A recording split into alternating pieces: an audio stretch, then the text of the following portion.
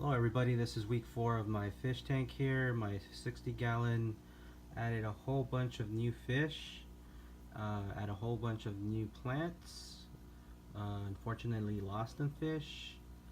I'm not sure it's because of the new tank, but I added a bunch of new fish. As you can see, here is a new discus. He looks kind of wild. Actually I got rid of my Placo. It was getting too big and he was kicking all my plants around.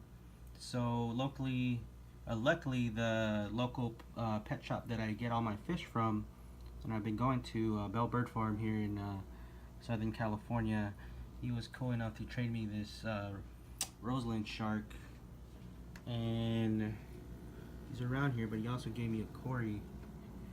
The other thing too, I bought a bunch of cardinal tetras. He sells them pretty cheap, $2 each. Neon tetras are only $1 each.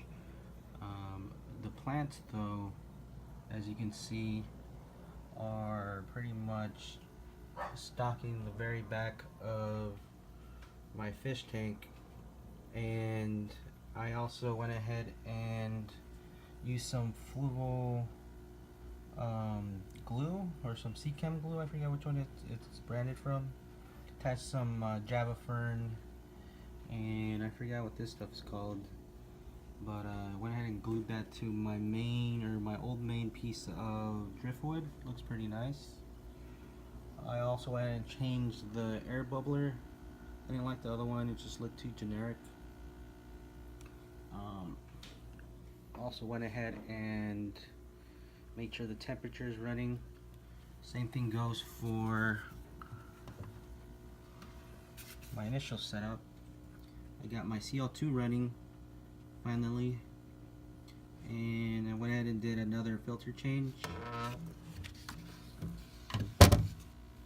Now the only thing that's left for me is to, as you can kind of see, there's little bits of spots of algae growing on the tank, which is kind of normal for a new tank. You'll get an algae bloom, especially with all the new, the new addition, new plants, new foods, lots of foods. Still getting that figured out. Usually feed my discus some bloodworms, but they're actually eating a bunch of flakes now. Big Blue over here is actually eating the most. He actually gets a little defensive when other discus get around, as you can see, trying to get his food. Hopefully when these guys get bigger, that'll go away. I also bought a new Eheim autofish fish feeder. I'm gonna take a vacation in a couple of days. Won't be back until maybe 4 or 5 days later. I figured this thing would help.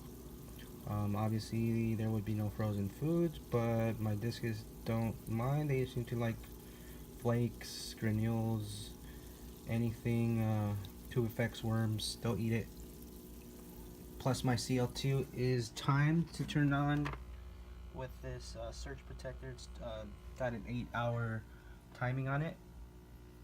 But back to the initial problem, which was the algae. I actually came up with this new contraption. Basically it's a piece of sandpaper. When I first got this fish tank, I actually got it at a swap meet for about 80 bucks with the stand. It had a bunch of stuff for a reptile, but I went ahead and cleaned it out. It did have a lot of hard spots from a previous it looks like they had a fish before and they left all the little spots that you get when you leave your tap water to evaporate.